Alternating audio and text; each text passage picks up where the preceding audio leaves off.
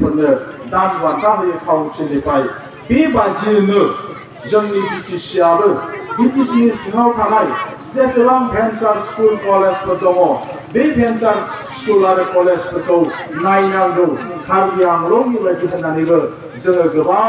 समाव दुलाराय बर' फरायसा आफादनिफ्राय बिटिसिनि सरकारखौ जों बुंबाय थादोंमोन खिन्थु जायाखै लामा दालां बान्दियाथ' गैया खालामदों एसे नाथाय बेबो नांगौ बायदि जायाखै जायनि थाखाय बै लामाजों दायो फैजाया फैनो हाथावथाव नङा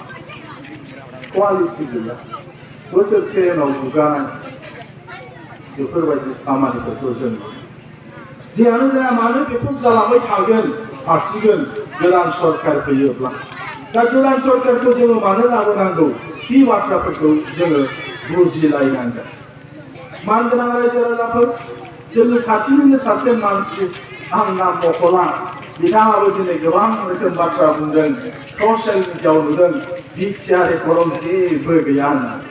जेबो गैयाबा नोंसिनि हान्जायालाय मानोथो सहि होआमोन नङासे फैबानो जायोमोन ना नोंसोर दिल्लीनिफ्राय फैखोमाबानो जायोमोन ना दिल्लीनिफ्राय बिटिआर एकाउन्टआव जुदि जेबो गैयामोनब्ला नोंसिनि हान्जायालाय बेयाव मानो सहि होखो बिथाङा बुंदों आं नायदों ससियेल मिडियायाव आंनिबो नाम रायखांलायथारदों बिथाङा बुंदों सिगां जों रायलायनायाव मडेलिटिया आलदामोन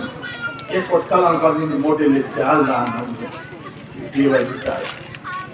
एथ'ग्राब नंखाय खोथा बुंनानै लाब गैया दिनै रायजो राजाफ्रा बुजिजोब्बाय जों दुलाराय बर' फरायसा आफादाबो स्पष्ट खालामदों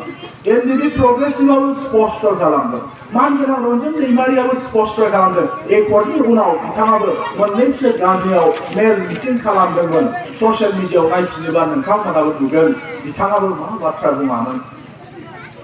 रायजो मोनासै जों बयबो बुंदों रायजो मोनासै